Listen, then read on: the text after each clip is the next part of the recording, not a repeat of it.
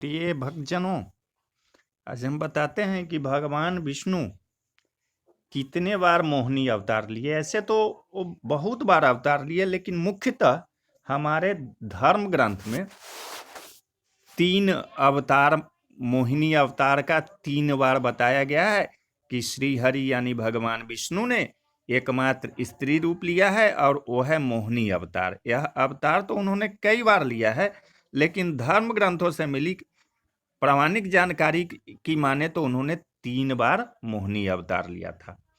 सर्वप्रथम श्रीहरि ने मोहिनी अवतार समुद्र मंथन के दौरान लिया। तब मोहिनी के रूप में दैत्य इतने मोहित हो गए कि वह अमृत के पीछे न भागते हुए और मोहिनी के हाथों अमृत पीने की इच्छा जाहिर करने लगे।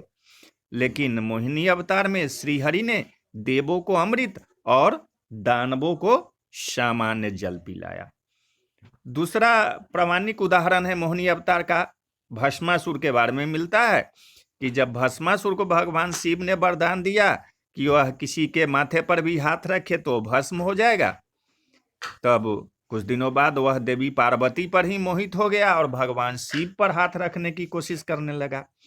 तब श्री हरि ने मोहिनी अवतार लिया और भस्मासुर के समक्ष नृत्य करने की शर्त रखी, और इस तरह नृत्य करते ही समय उसका हाथ उसी के सिर पर रखवा दिया। इस तरह भस्मासुर का अंत हुआ। और तीसरा जो मोहिनी अवतार का है, श्रीहरि ने मोहिनी रूप में तीसरा अवतार द्वापर युग में लिया। हुआ कि अर्जुन के बेटे इरावन ने अपने पिता के जीत के लिए खुद की बलि देने का मन बनाया।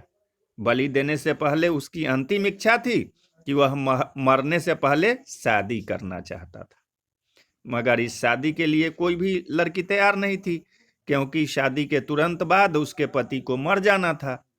तब भगवान श्री कृष्ण ने मोहिनी का रूप लिया और इरावन से न केवल शादी ही की, बल्कि एक पत्नी की तरह उसे विदा करते हुए बहुत रोए।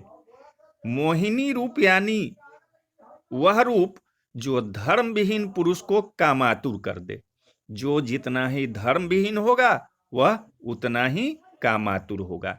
कामातुर होने पर वह उसके पीछे पागल हो जाता है और उस स्त्री की कोई भी बात मानने को उत्सुक रहता है। इन कथाओं से स्पष्ट होता है कि कामातुर व्यक्ति बुद्धि भ्रष्ट हो जाता है और यह अवस्था उसके नाश के लिए होती है। भस्मासुर को जिसने शक्ति दी उसी का नाश करने चल पड़ा।